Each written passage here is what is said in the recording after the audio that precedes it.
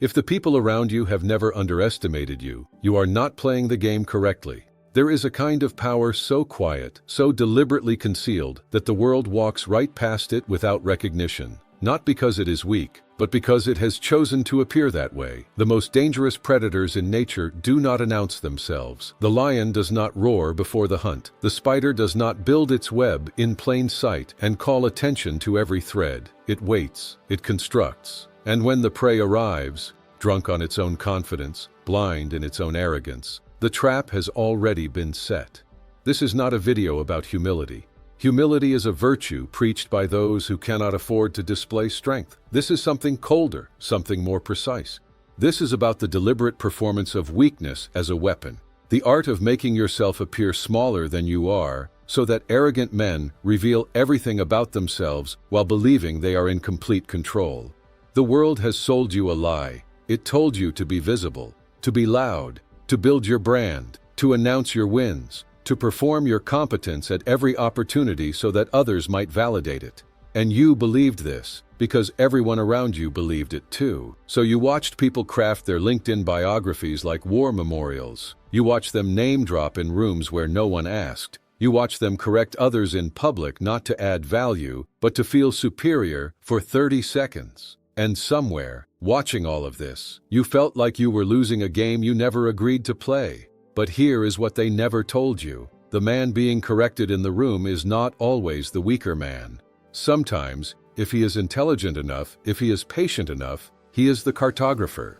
He is quietly mapping every fault line in the man correcting him. Every gesture of condescension is a confession. Every display of superiority is an exposed nerve. And the man who learns to receive underestimation without flinching, without reacting, without revealing that he sees everything, that man is not losing, he is collecting. Never show your hand until the moment of execution. Let them believe they lead. The one who believes he dominates is the one most easily guided. That is not Machiavelli verbatim, but it is his architecture. In The Prince, the Florentine understood something that political theorists after him spent centuries trying to soften, qualify, and make palatable. Perception is not a supplement to power. Perception is power. The man who controls what others believe about him controls the battlefield before a single move is made. And the most effective form of perception management is not to inflate your image. It is to deliberately deflate it, to let the arrogant man see what he wants to see. A lesser opponent, a manageable threat, someone who can be dismissed, because the moment he dismisses you, he relaxes, and the moment he relaxes, he opens. Most men spend their entire lives trying to be taken seriously. They announce their intelligence in conversations where silence would have served better. They display their accomplishments to people who are only calculating how to neutralize them. They cannot tolerate being underestimated, because somewhere underneath all the strategy, there is still a wounded ego that needs the world to acknowledge its worth. This need, this invisible hunger for recognition, is the leash that arrogant men use to lead capable people straight into traps not even worth setting.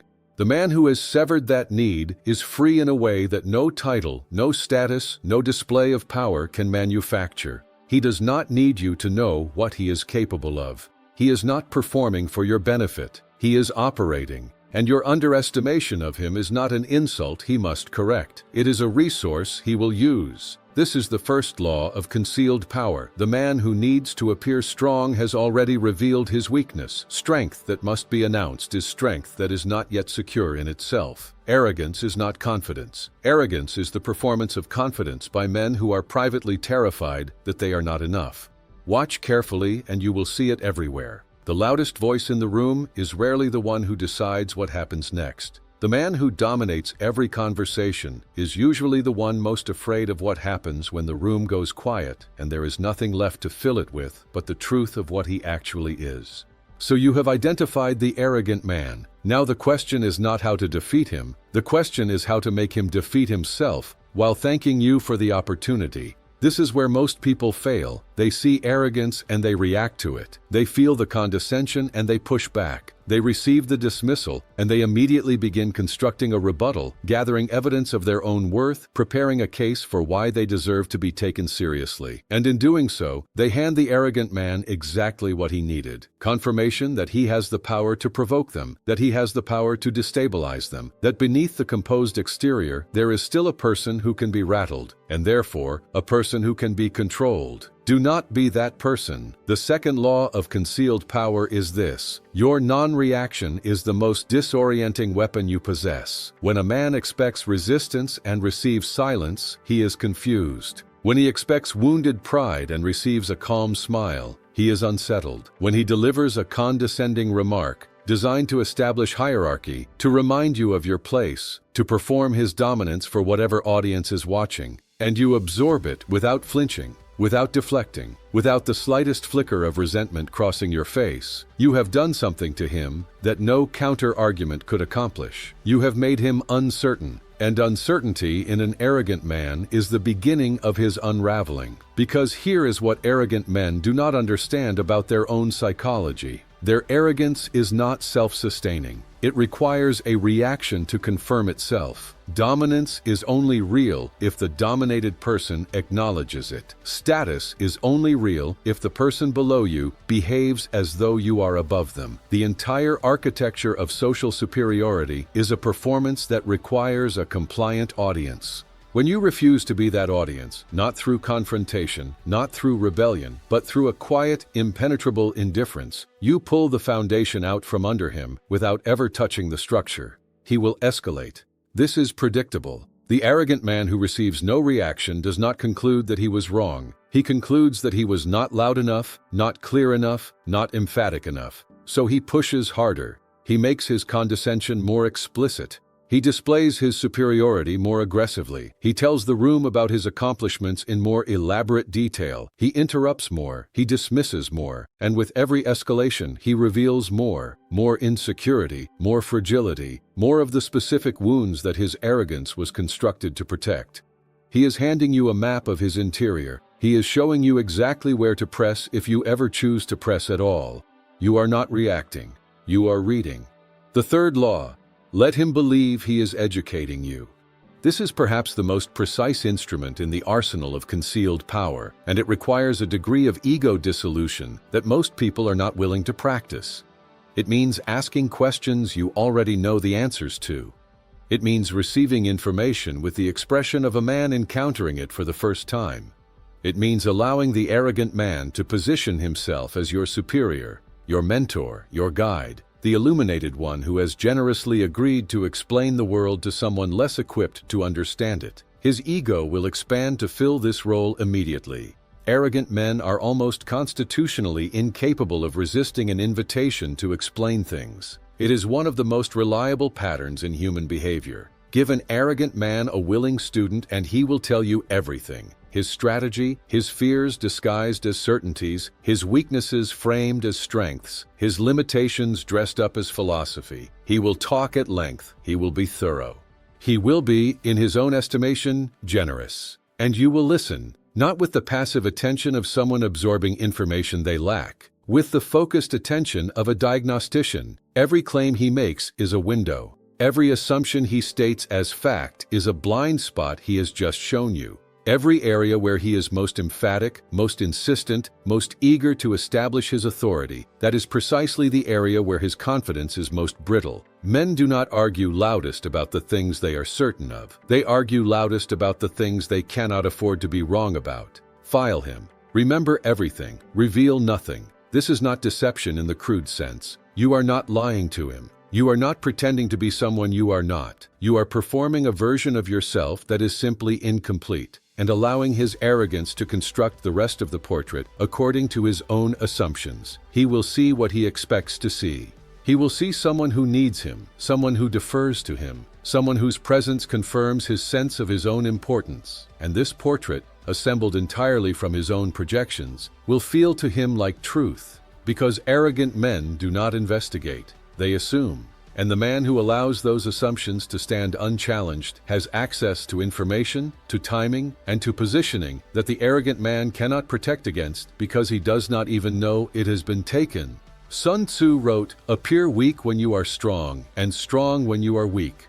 500 years before Machiavelli, in a different hemisphere, a military strategist had already identified the same fundamental mechanism of power. The concealment of capability is not cowardice, it is strategy. It is the difference between a man who wins loudly and loses when it matters, and a man who absorbs losses strategically until the moment arrives where a single, precise action changes everything, and no one who underestimated him ever sees it coming. The trap is already built. He walked into it himself. He brought the materials. He did the construction, and he will be the last one to understand what happened. But here is where most people make the fatal mistake. They have endured the underestimation. They have absorbed the condescension. They have collected the intelligence, mapped the weaknesses, positioned themselves with precision, and then, at the moment of advantage, they act from emotion.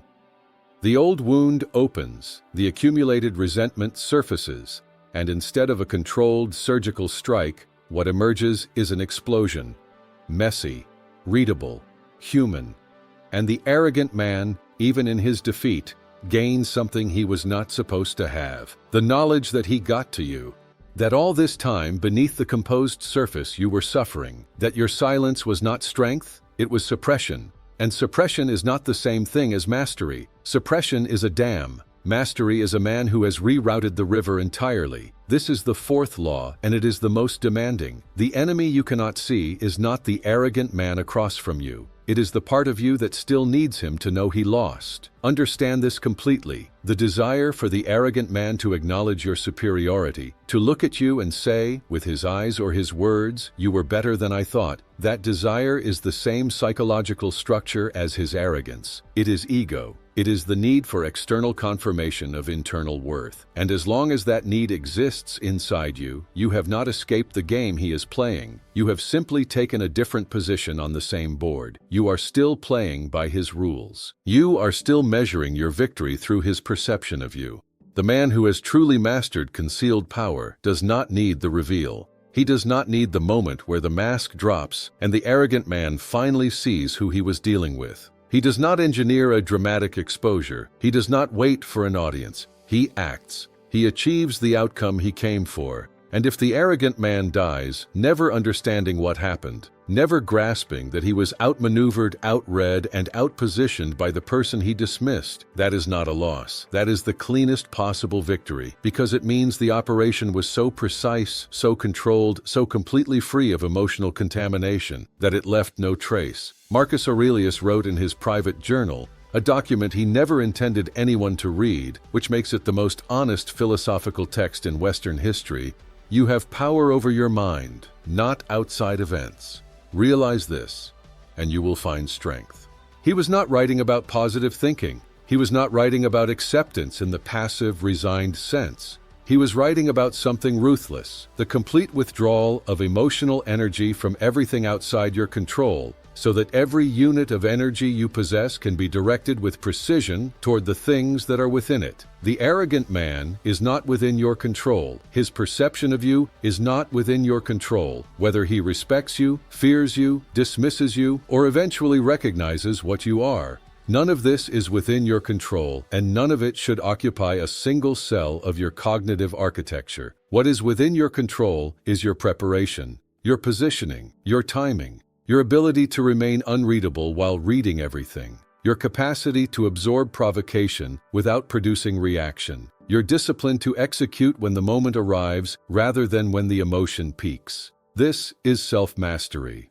Not the soft, motivational poster version, not the version that asks you to breathe deeply and choose gratitude, the cold version, the version that treats your own emotional responses as data to be managed rather than experiences to be indulged. The version that looks at resentment and says, useful energy, wrong direction. That looks at the desire for revenge and says, productive impulse, premature timing. That looks at wounded pride and says, noted, irrelevant, continue. The man who achieves this genuinely achieves it, not as a performance for others but as an internal operational reality, becomes something that the arrogant man has no category for. Because the arrogant man understands people through the lens of his own psychology, he assumes that others, like him, are driven by the need for status. that they react to perceived disrespect because he would react to perceived disrespect, that they are vulnerable to certain emotional provocations because he is vulnerable to those provocations. His entire model of human behavior is a projection of his own interior. And when he encounters a man whose interior does not function according to those rules, a man who genuinely does not need his validation, genuinely does not react to his provocations, genuinely is not playing the status game at all, the arrogant man has no map for that territory. He will try to provoke you into legibility. He will escalate. He will make his contempt more explicit, hoping to generate a reaction he can read and respond to. And when the reaction does not come, when the surface remains still regardless of what he throws at it, something interesting happens in the arrogant man's psychology. He begins to doubt himself, not consciously, not in a way he would ever articulate or admit, but somewhere beneath the performance of certainty, a question forms. What does he know that I don't? That question is the beginning of his fear, and fear is the beginning of your leverage. You have not raised your voice. You have not revealed your hand. You have not confronted, challenged, or competed. You have simply remained, present, composed, illegible, while he exhausted himself constructing and performing a hierarchy that you never acknowledged and therefore never validated. The kingdom he built to impress you was built on land you never agreed to stand on, and now he is beginning to suspect it. The fifth law, and the final one, the most complete form of power, is the kind that never has to prove itself, not because it is modest, not because it is humble, but because it is so internally grounded, so completely secured in its own reality, that external validation has become structurally irrelevant. The man who has arrived at this does not perform strength. He does not perform calm. He does not perform indifference. These things are simply what he is, because he has done the interior work that most men avoid for an entire lifetime, preferring instead to manage their image rather than develop their substance. The arrogant man manages his image because his substance is insufficient. That is the only honest explanation for arrogance at scale. The man who is genuinely competent does not need to establish his competence in every room he enters. Competence establishes itself through outcomes, through the quality of what is produced, through the reliability of what is promised, through the precision of what is executed. The arrogant man substitutes announcement for outcome because outcomes require time, effort, and the risk of failure. Announcement is immediate. Announcement costs nothing. Announcement, in rooms full of people too polite or too distracted to interrogate it, functions as a passable substitute for the real thing, until it meets a man who is not polite in the conventional sense, not distracted, not impressed by assertion, a man who waits for the outcome, who has learned to measure people not by what they say about themselves, but by what they do when no one is confirming their self-image. A man who, having appeared to be the lesser figure in every interaction, has in fact been the one doing the measuring all along. That man is not the loudest in the room. He is not the most decorated. He does not have the most elaborate story about himself. He simply has the clearest picture of everyone around him, including the arrogant man, who handed that picture over willingly, enthusiastically, in exchange for 30 seconds of feeling superior. The trap was never about revenge. It was never about humiliation.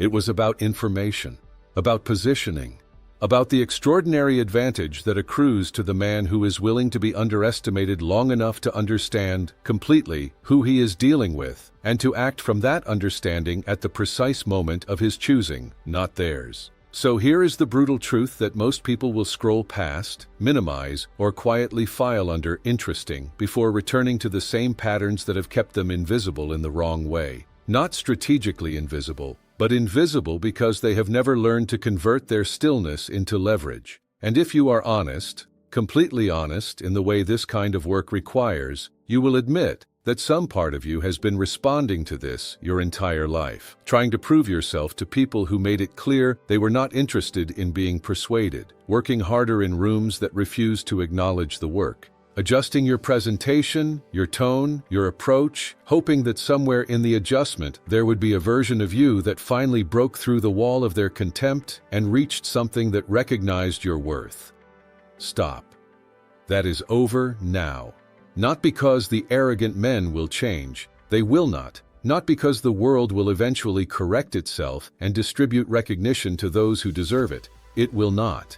but because you now understand something that restructures the entire equation. Their contempt was never about you. It was information about them. It was a window, not a wall. And every moment you spent trying to break through it, you were standing with your back to the door. The door was their arrogance itself, their need to perform superiority, their inability to enter a room without immediately constructing a hierarchy in which they occupy the apex. These are not the behaviors of men who are secure.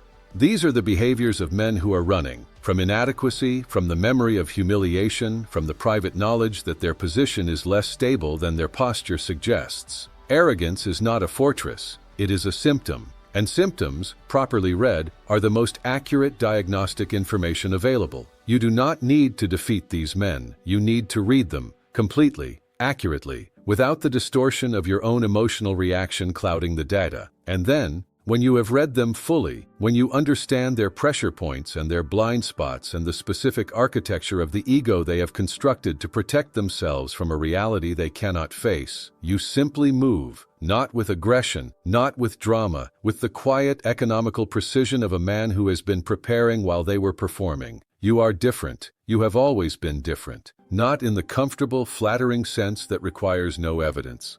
In the specific operational sense that you are willing to do what the arrogant man is not, to be underestimated, to be dismissed, to be placed in categories beneath your actual position, and to use every second of that misclassification to prepare, to position, and to understand, with a clarity that only stillness can produce, exactly what you are dealing with and exactly when to move. The trap is set by appearing to be prey. The hunt ends when you reveal you were never prey at all. Stay patient, stay dangerous.